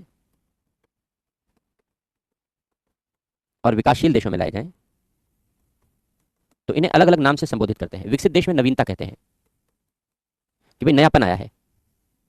वहां ये नहीं कहते कि विकास हो रहा है, वहां ये नहीं कहते कि विकास हो रहा है, वहां कहते हैं नयापन आया है। क्यों? क्योंकि वहां विकास का वांछित स्तर पहले से ही मौजूद है। विकास का डिजायरेबल लेवल पहले से ही मौजूद है, जो इंफ्रास्ट्रक्चर है, हेल्थ सर्विसेज हैं, एजुकेशन सर्विसेज हैं, भोजन पेयजल, तमाम सारी चीज़ें जो लोगों की रिक्वायरमेंट है, मिनिमम नीड है, वो पहले से मौजूद है। इसलिए वहाँ पर हम कहते हैं कि भाई नयापन आया है, नवीनता आई है। और जो विकासशील देश हैं, उन विकासशील देशों में ये माना जाता है अगर कोई भी परिवर्तन आए, क्योंकि वहाँ पर अभी आधारभूत संरचनाएं अच्छी नहीं है। अब तो फिर भी देश में पहले की तुलना में बहुत अच्छी हो गई, वरना आप तो उस युग के बच्चे नहीं हैं। हम लोग तो पहले सड़कों पर चलते थे तो कपालभाति करते चलते थे, क्योंकि समझ में नहीं आता था कि सड़कों में गड्ढे हैं कि गड्ढे में सड़कें हैं। और इतनी कपालभाति के बाद जब बस से उतरोगे तो अनुलोम विलोम अपने आप होगा, क्योंकि सांस फूलने लगेगी। तो सारा योगाभ्यास हो जाता था सड़कों पर चलने के दौरान। ऐसी शानदार सड़कें हुआ करती थी हमारे देश में। लेकिन फिलहाल पिछले 1-1.5 दशक में देश के इंफ्रास्ट्रक्चर सेक्टर में रिवोल्यूशन आया है, क्रांति आई है एक तरीके की। अच्छी सड़कें बन रही हैं, एक्सप्रेसवेज बन रहे हैं, हाईवेज बन रहे हैं, और अब अच्छे संसाधन हैं हमारे पास, भोजन पेयजल, इन सारी चीज़ों पर भी अब सरकारें ध्यान दे रही हैं। तो ये तो अच्छी चीज़ है। इसी के साथ साथ सामाजिक विकास, पोषण है, भोजन है, पेयजल है, शिक्षा है, स्वास्थ्य है, आजीविका के साधन है ना, सब पर बल दिया जा रहा है, लगातार फोकस किया जा रहा है। सरकार स्वावलंबन पर फोकस कर रही है। गांधी जी का मंत्र, गांधीयन इकोनॉमी जो शुरू से लागू नहीं हुई, गांधी जी कहते थे स्वावलंबी बनो। कितना सरकार कितनों को नौकरी देगी? भारत सरकार के पास 45 लाख कर्मचारी हैं लगभग, इससे ज़्यादा वो बढ़ा नहीं सकती, उसके पास क्षमता नहीं है। नियुक्त करके क्या करेगी, क्या काम करवाएगी? तो जो काम होगा उसी काम के लिए तो कर्मचारी अपॉइंट किए जाएंगे, उससे ज़्यादा काम ही नहीं है कि उससे ज़्यादा कर्मचारी हो। अब 45 लाख से ज़्यादा लोगों की तो भर्ती नहीं हो सकती ना। बाकी लोग, तो बाकी लोगों को प्राइवेट सेक्टर में नौकरी करनी पड़ेगी, स्वावलंबन, कुछ खुद का काम करना पड़ेगा, खुद भूमिका निभानी पड़ेगी। और यही अच्छा तरीका भी है। अब आज के समय में गीग वर्कर्स का भी रोल बढ़ रहा है, स्वावलंबन भी बढ़ रहा है, सारी चीज़ें हैं। हम आएंगे आगे तो बताएंगे आपको, जब इसके इसी विकास प्रक्रिया उद्योग में आपको बताएंगे कि ऐसे ऐसे सेल्फ हेल्प ग्रुप हैं, ऐसे ऐसे गांव में महिलाएं हैं। जैसे अभी नोएडा में इंटरनेशनल ट्रेड शो लगा था, 29 तक है, आज तक है, आज खत्म हो जाएगा। तो वहाँ जेवर की एक महिला ने अपना स्टॉल लगाया है। गरीब परिवार की महिला थी, तो उसे लगा कि भाई आज रोजगार कैसे शुरू किया जाए, क्या किया जाए। तो उसे मसाला बनाना आता है, भाई सब्जी मसाला और चाट मसाला, इस तरीके की चीज़ें उसे पता है, घर की महिलाएं हैं तो। लेकिन वो बनाती थी तो लोगों को पसंद आता था। तो उसने सोचा इसी को क्यों ना बड़े स्तर पे बनाया जाए। तो उसने पहले घर में सारा जो सामान था कुछ और खरीद के लाई, 1-2 किलो उसने बनाया, बेचा, बिक गया सारा का सारा, लोगों ने हाथों हाथ ले लिया। 5 किलो बनाया, फिर उसने 5 किलो भी बिक गया। तो उसको लगा अरे यार ये तो अच्छा है, इससे तो रोजगार चल जाएगा हमारा, लेकिन अब अकेले कितना बनाए। तो उसने अपने आसपास की महिलाओं से भी पूछा कि भाई हम ये काम करना चाहते हैं, जुड़ोगे मेरे साथ? महिलाओं ने कहा जुड़ेंगे। आज नतीजा ये है कि जो 4-5 किलो मसाले तैयार करने से जो कारोबार शुरू किया गया था, वो 400 किलो के मसाले तक पहुंच चुका है। 400 किलो मसाला बेचा जाता है, और हर महीने हर महिला की जो बचत है वो 8 से 10 हज़ार रुपए है। सेविंग 8 से 10 हज़ार रुपए है। नौकरी में क्या मिलेगा? नौकरी में आप 8 से 10 हज़ार रुपए महीने तो नहीं बचा पाएंगे, उधार लेकर के भले ही काम करना पड़े। तो स्वावलंबन की बात गांधी जी इसीलिए करते थे कि व्यक्ति स्वावलंबी होगा, और वो कहते थे गांव में तो बहुत जरूरी है, गांव का विकास ही इसी पर टिका हुआ है। कुटीर उद्योग, लघु उद्योग, जो ग्रामीण उद्योग हैं, उन्हीं पर पूरा दारोमदार टिका हुआ है। छत्तीसगढ़ की एक महिला है, उसके पति को और बच्चे को नक्सलियों ने मार दिया, दोनों को मार दिया। महिला अकेली बच गई परिवार में, क्योंकि लड़का भी मार दिया गया, पति भी मार दिया गया, करे तो क्या करे। तो उसे बांस के कुछ सजावटी सामान वगैरह बनाने आते थे थोड़े बहुत। लेकिन उसने सोचा कोई बात नहीं, अब हम समाज के काम तो आ ही सकते हैं, अब परिवार तो कुछ बचा ही नहीं, अकेले बचे परिवार में, तो परिवार तो कुछ बचा ही नहीं, तो पूरा गांव ही हमारा परिवार है, गांव के लिए कुछ करते हैं।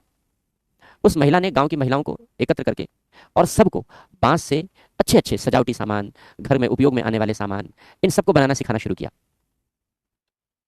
और आज उस पूरे गांव की महिलाएं आत्मनिर्भर हैं, उस पूरे गांव की महिलाएं आत्मनिर्भर हैं। तो जो डेवलपमेंट है,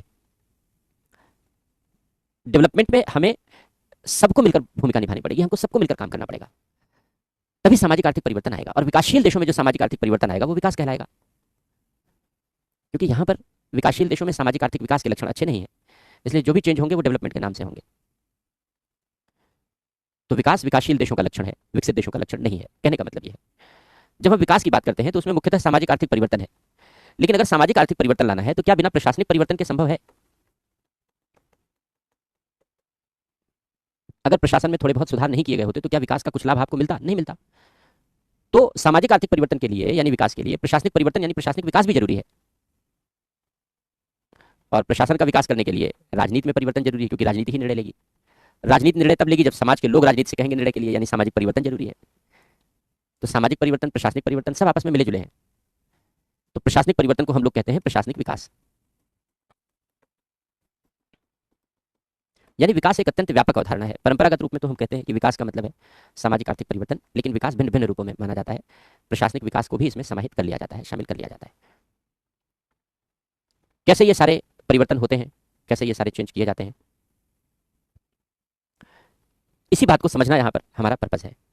भारत में जो विकास की यात्रा है आज़ादी के बाद शुरू हुई, लेकिन हमने जो विकास का शुरुआती मॉडल अपनाया वो बहुत आकर्षक मॉडल नहीं था, वो विदेशी निर्भरता पर निर्भर था। इसको निर्भरता मॉडल कहते हैं।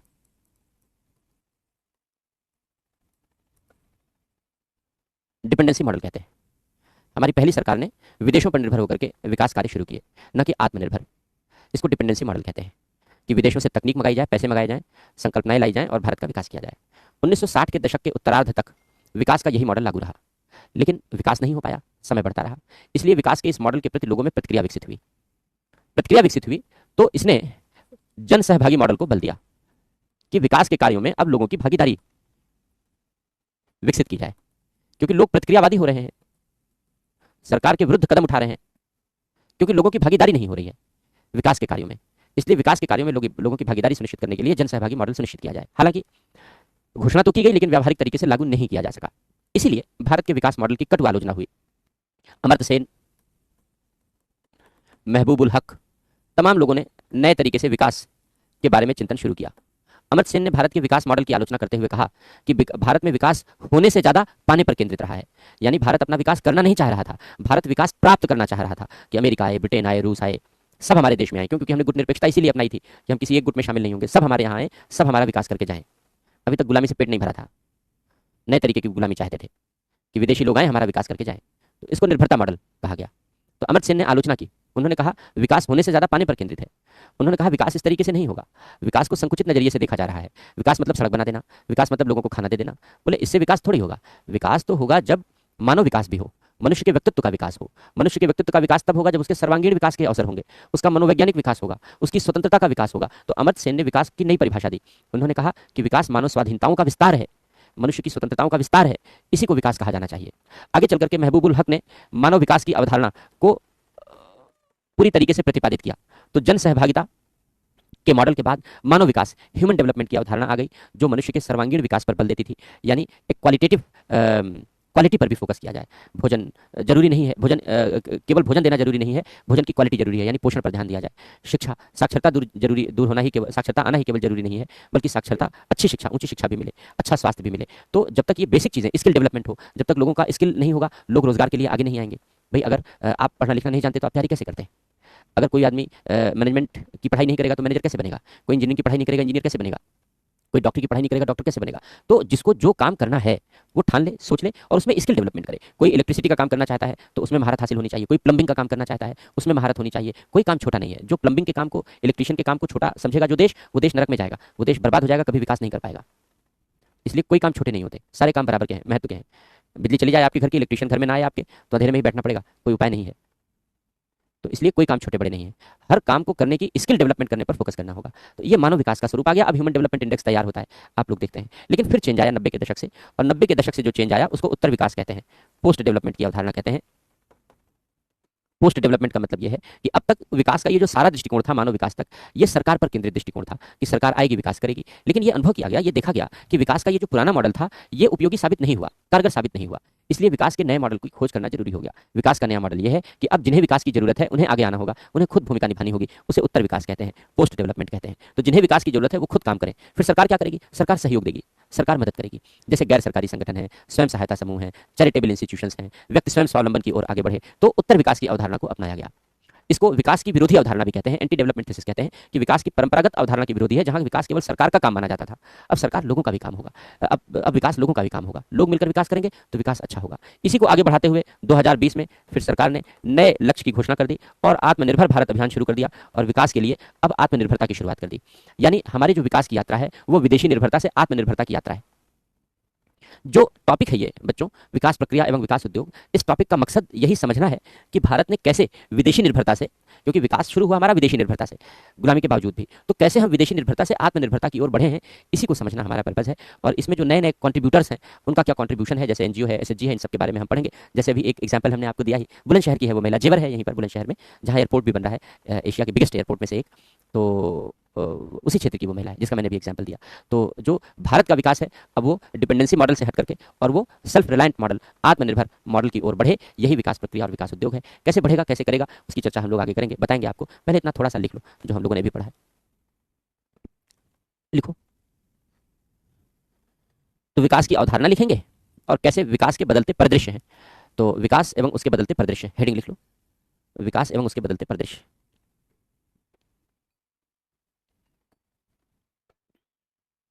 विकास और उसके बदलते परिदृश्य लिखो। विकासशील देशों में होने वाला सामाजिक आर्थिक परिवर्तन,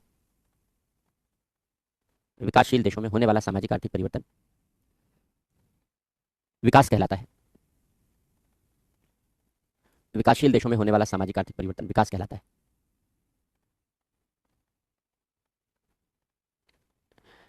यह परिवर्तन प्रशासनिक परिवर्तनों अर्थात प्रशासनिक विकास के बिना संभव नहीं है। यह परिवर्तन प्रशासनिक परिवर्तनों अर्थात प्रशासनिक विकास के बिना संभव नहीं है। ब्रैकेट में लिख लो, प्रशासन में परिवर्तन कैसे आएगा? 3 क्षेत्रों में आएगा। एक तो प्रशासन की संरचना में परिवर्तन आएगा, प्रशासन की प्रक्रिया में परिवर्तन आएगा और प्रशासनिक अधिकारियों के व्यवहार में परिवर्तन आएगा। 3 तरीके का परिवर्तन ब्रैकेट में लिख लो, संरचना, प्रक्रिया और व्यवहार में, के बिना संभव नहीं है।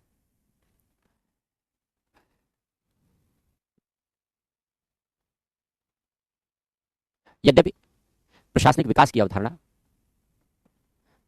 समाज के विकास के बिना भी संभव नहीं है। प्रशासनिक विकास की अवधारणा समाज के विकास के बिना भी संभव नहीं है।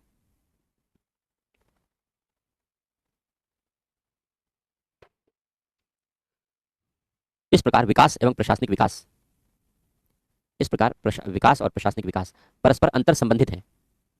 एक रिक्स है चिंतक, वो कहते हैं मुर्गी अंडे का संबंध है। अब उतना गहराई में नहीं ले जा रहे हैं, परस्पर संबंधित है। पैरा चेंज करके लिखो, स्वतंत्रता के पश्चात भारत सरकार ने विकास के निर्भरता मॉडल का अनुसरण किया। भारत सरकार ने विकास के निर्भरता मॉडल का अनुसरण किया, जिसका अर्थ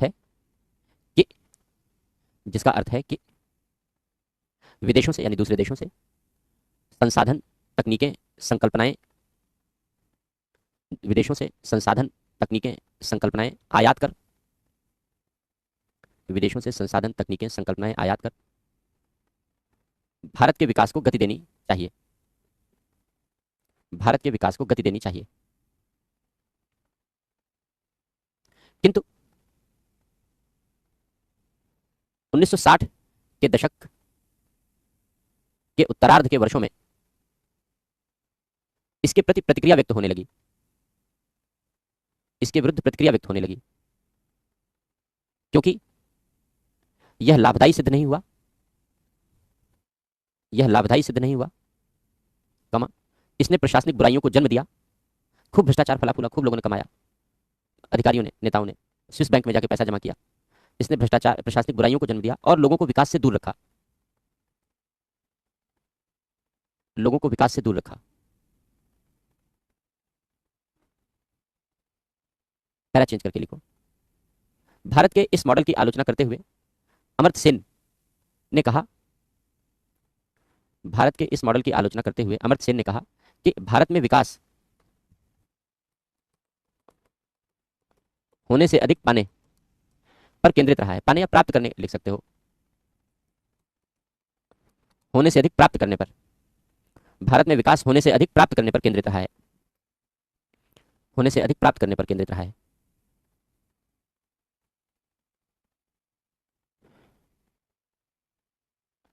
अगला, उन्होंने विकास की नई परिभाषा दी, उन्होंने विकास की नई परिभाषा दी और इसे मानव स्वाधीनताओं का विस्तार माना, और इसे मानव स्वाधीनताओं का विस्तार माना, मानव स्वतंत्रताओं का या मानव स्वाधीनताओं का विस्तार माना। पैरा चेंज करके लिखो, 1970 के दशक में विकास के जन सहभागी मॉडल पर बल दिया गया।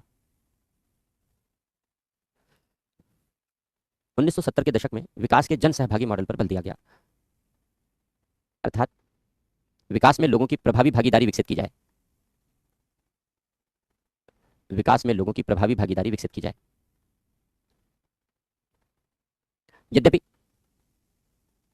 व्यावहारिक धरातल पर यद्यपि व्यावहारिक धरातल पर इसे प्रभावी तरीके से लागू नहीं किया जा सका, वही राजनीतिक सुधार प्रशासनिक सुधार के अभाव के कारण व्यावहारिक धरातल पर इसे प्रभावी तरीके से लागू नहीं किया जा सका। पैरा चेंज करके लिखो। 1980 के दशक में महबूब उल हक, अमर्त्य सेन आदि ने मानव विकास ह्यूमन डेवलपमेंट की अवधारणा पर बल दिया। ह्यूमन डेवलपमेंट मानव विकास की अवधारणा पर बल दिया, जो मनुष्य के सर्वांगीण विकास पर बल देने वाली अवधारणा थी। जो मनुष्य के सर्वांगीण विकास पर बल देने वाली अवधारणा थी। और विकास के सामाजिक आर्थिक पक्षों के अतिरिक्त, विकास के सामाजिक आर्थिक पक्षों के अतिरिक्त अन्य पक्षों को भी, जैसे मनोवैज्ञानिक आदि को भी शामिल करती है।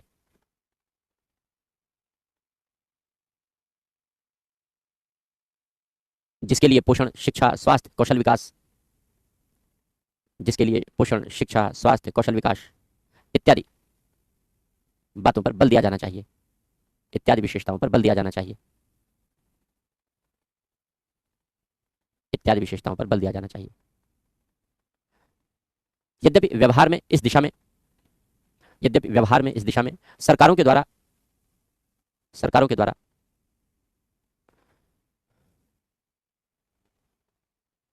उठाए गए कदम अधिक प्रभावशाली सिद्ध नहीं हुए। सरकारों के द्वारा उठाए गए कदम अधिक प्रभावशाली सिद्ध नहीं हुए।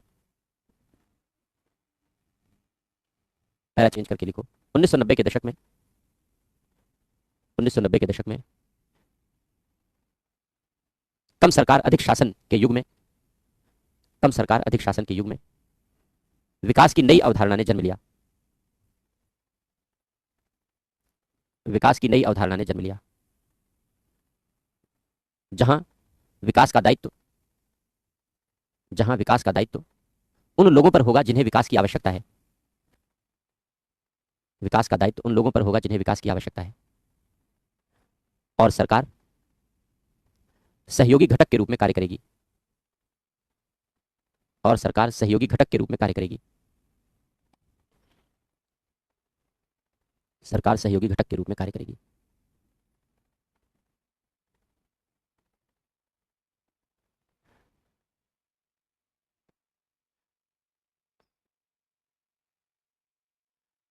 इसे उत्तर विकास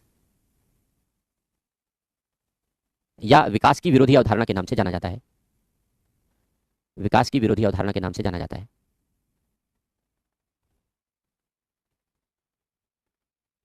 वर्तमान समय में विकास का यही रूप प्रचलित है।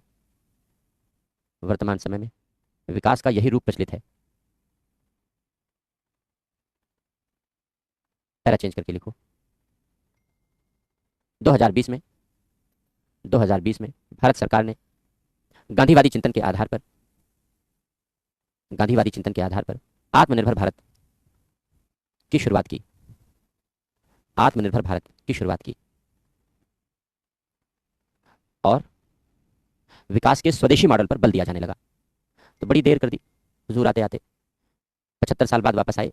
काम ये शुरू से शुरू करना चाहिए था, 75 साल पहले शुरू होना चाहिए था, 75 साल लग गए स्वदेशी मॉडल अपनाते अपनाते। तो ये हो गया विकास की एक पूरी यात्रा। और अब इसमें हम लोग छोटी छोटी जो कमियां हमने बताई, जैसे भाई पोषण, शिक्षा, स्वास्थ्य, इन सब में काम हुआ नहीं है। आप जानते हैं जो काम हुए हैं उनके बेहतर परिणाम आए हैं, लेकिन सबको तो नहीं मिला है। कौशल विकास आज भी चल रहा है, लेकिन प्रभावी तरीके से सबको लाभ नहीं मिला है। चल रहा है, बहुत सारे एनजीओ हैं केवल फर्जी फर्जी सर्टिफिकेट बांट रहे हैं, सिखा नहीं रहे हैं। ऐसे भी लोग हैं, तो शिकंजा कसने की जरूरत है ऐसे लोगों पर, तभी बेहतर काम होंगे। और बाकी अब इस उत्तर विकास को हम लोग और एक्सप्लेन करेंगे और लिखेंगे। तो क्वेश्चन लाए हैं, जरा पहले क्वेश्चन देख लेते हैं, फिर उत्तर विकास को हम लोग पढ़ते हैं। देखो ये 2024 में आया हुआ क्वेश्चन है। 25 वाला क्वेश्चन,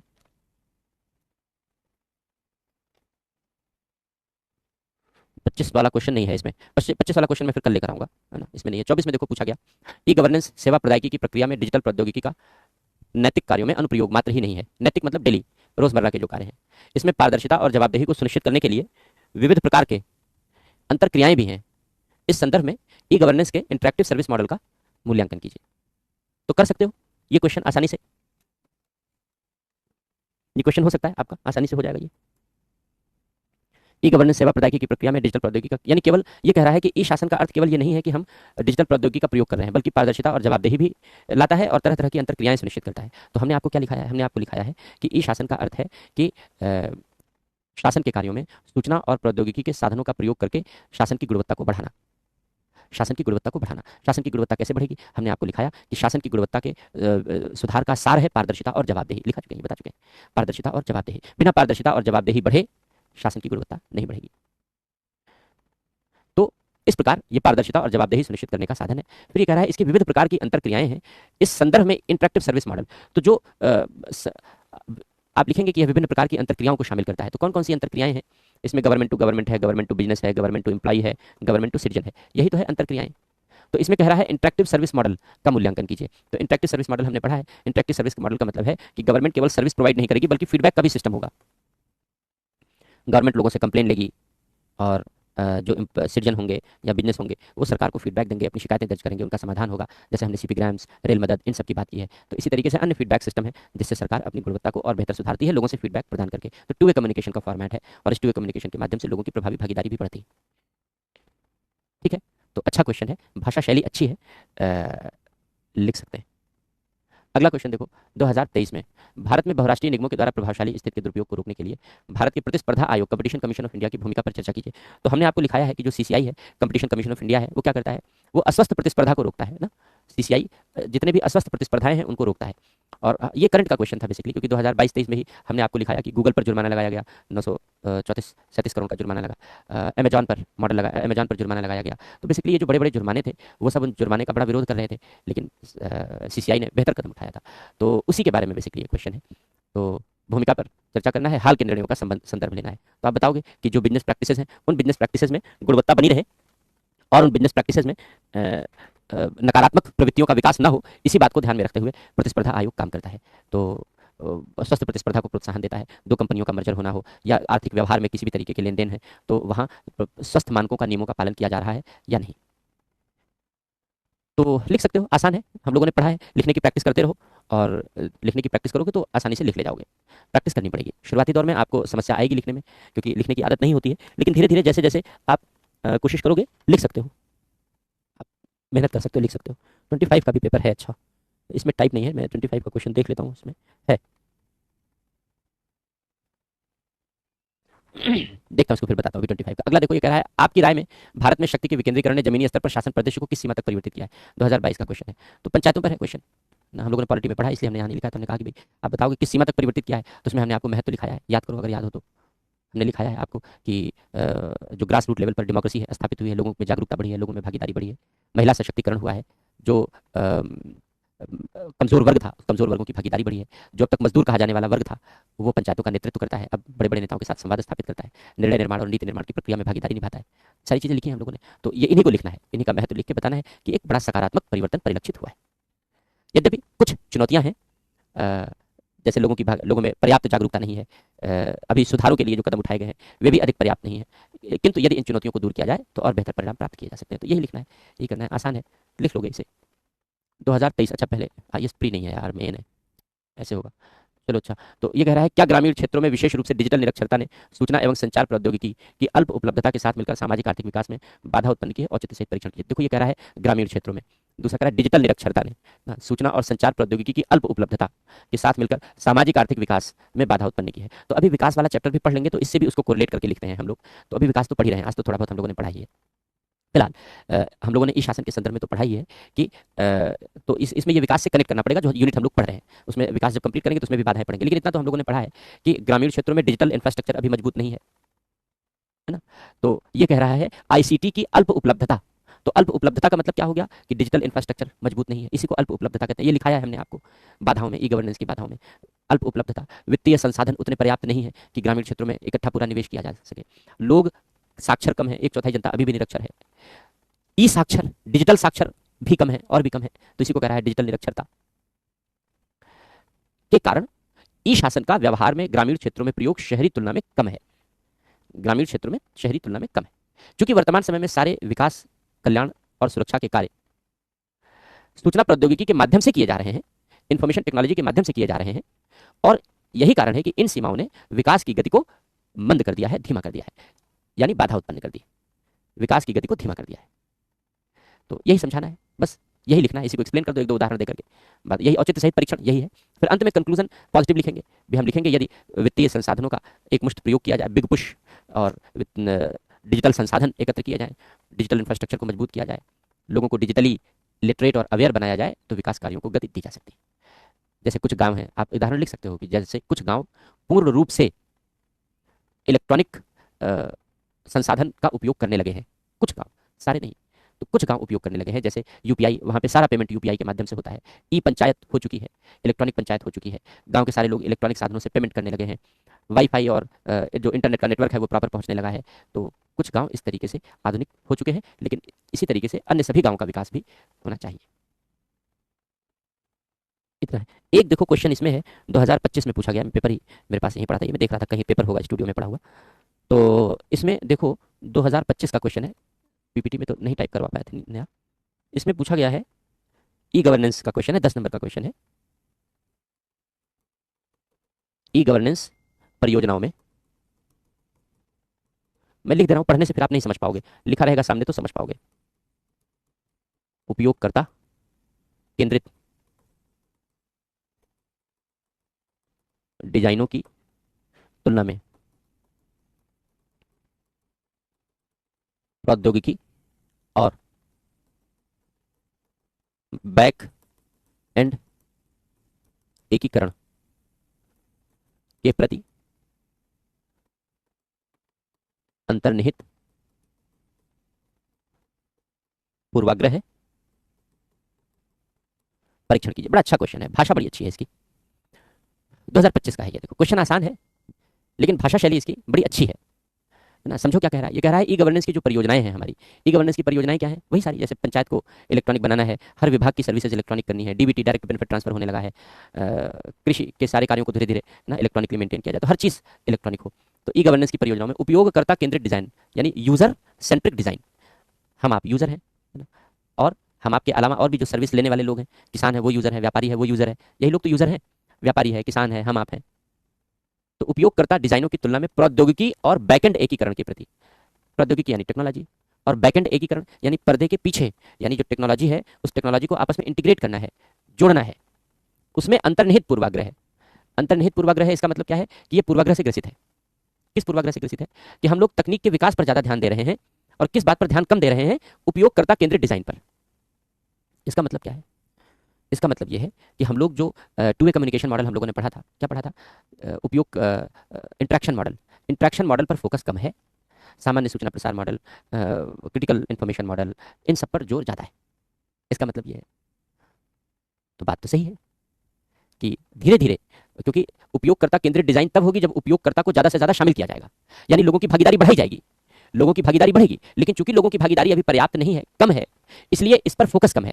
लेकिन धीरे धीरे इस दिशा में कदम आगे बढ़ रहा है, जैसे सीपी ग्राम्स है, रेल मदद है, रेल मदद अभी साल भर पहले शुरू हुआ है, उसके पहले नहीं था, साल भर पहले शुरू हुआ है।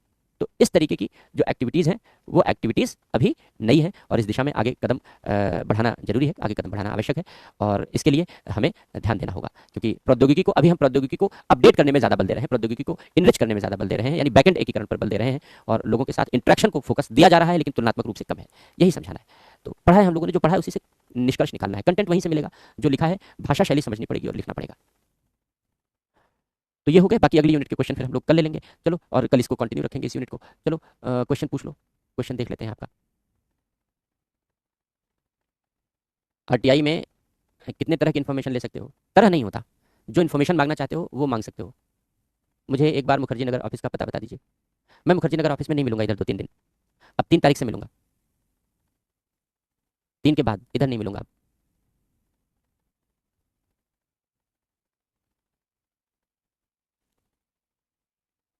बल्कि आप समझ के चलें, मंडे, मंडे से ही पॉसिबल हो पाएगा ढंग से।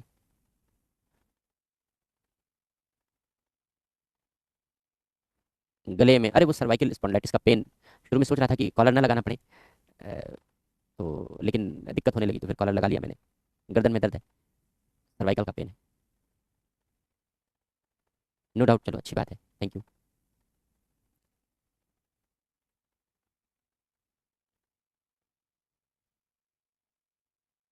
हाँ, ऑफिस तो आपको यहाँ मिल जाए, क्लासरूम तो उधर टैगोर पार्क में है, मुखर्जी नगर में जो क्लासरूम है वो टैगोर पार्क में है, लेकिन जो ऑफिस है, ऑफिस आपको बत्रा पर मिल जाएगा। आप बत्रा किसी से भी पूछ लीजिए, अगर मुखर्जी नगर में है तो आप वहाँ बत्रा पूछ लीजिए, बड़ा पॉपुलर स्पेस है पूरी दिल्ली में, क्योंकि बहुत पहले वहाँ सिनेमा हुआ करता था, बत्रा सिनेमा पिक्चर हॉल, अब वो बंद हो चुका है, बहुत पहले ही खत्म हो चुका है, तो इसलिए बत्रा फेमस स्पेस है वहाँ पर।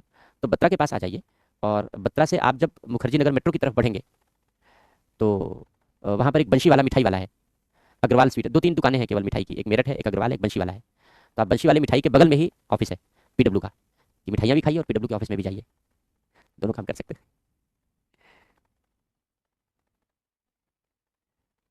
हैं। मुखर्जी नगर नहीं मिलेंगे इधर, इधर इस वीक नहीं मिलेंगे, अब नेक्स्ट वीक मिलेंगे। अब मुखर्जी नगर नेक्स्ट वीक मिलेंगे, इस वीक नहीं मिलेंगे।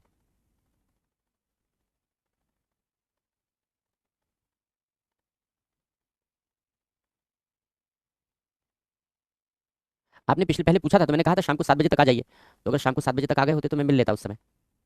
अब इस हफ्ते के बाद आइएगा, फिर नेक्स्ट वीक आइएगा, लेकिन नेक्स्ट वीक समय बदल जाएगा, अब शाम को नहीं, अब सुबह आना पड़ेगा।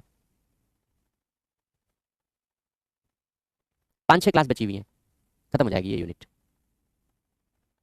क्वेश्चन की लैंग्वेज कठिन हाँ, इसीलिए तो मैं पीवाईक्यूज कहता हूँ, प्रीवियस ईयर के क्वेश्चन इसीलिए कहता हूँ कि यूपीएससी किस तरीके से क्वेश्चन बनाता है, उसका ट्रेंड समझोगे, उसका पैटर्न समझोगे, उसके भाव समझोगे, उसके अर्थ समझोगे, ऐसे शब्दों से रूबरू होना समझोगे, तो इसलिए मैं कहता हूँ कि आप जरूर पीवाईक्यूज कीजिए।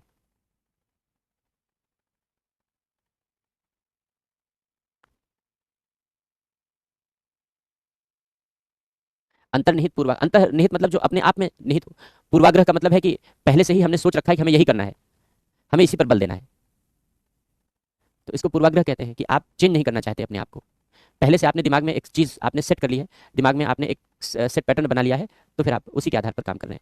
मुखर्जी नगर का पता बता दीजिए, अरे इतनी देर से यही तो समझा रहा था, मिठाई तक की दुकान बता दी, और क्या बताऊँ। इतनी देर से बच्चे यही तो समझाया मैंने। मुखर्जी नगर में आ जाओ, जहाँ मुखर्जी नगर है वहाँ पर किसी से भी बंसी वाले मिठाई की दुकान पूछ लोगे, बत्रा पूछ लोगे, लोग बता देंगे, फेमस प्लेस है वो, और उसी के बगल में पीडब्ल्यू का ऑफिस है। लेकिन मैं नहीं मिलूंगा ऑफिस में, मैं नहीं मिलूंगा इस हफ्ते, नहीं मिलूंगा नेक्स्ट वीक, ऑफिस में नहीं बल्कि क्लासरूम पर, क्योंकि क्लासरूम टैगोर पार्क थोड़ा आगे है, तो क्लासरूम पर मिलेंगे।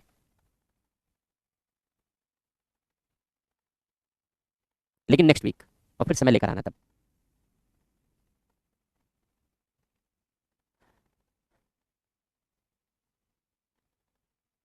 टिप्पणी करो और चर्चा करो, ये सब बता दिया है हमने, जब हम लोगों ने पॉलिटी पढ़ी है तो वहाँ पर हम लोगों ने डिस्कशन किया है, कि कैसे करना है। घर का पता बता दें, दिल्ली है, नई दिल्ली, वैसे तो पूरा देश मेरा घर है, पूरा भारत मेरा घर है।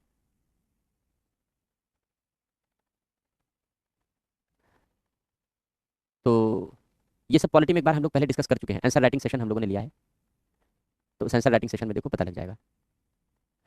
क्वेश्चन समझ जाते हैं लेकिन लिख नहीं, तो इसीलिए तो प्रैक्टिस कहा जाता है, और हम लोग कहते हैं 4-5 महीने 6 महीने लग जाते हैं, 3-4 महीने तो मिनिमम लग ही जाते हैं, आपको क्वेश्चन समझ के कैसे उसके क्रक्स को निकालना है, कैसे लिखना है, 3-4 महीने आसानी से लग जाते हैं। इसीलिए आंसर राइटिंग की प्रैक्टिस करनी चाहिए, हम लोग कहते हैं कि बार बार प्रैक्टिस करो।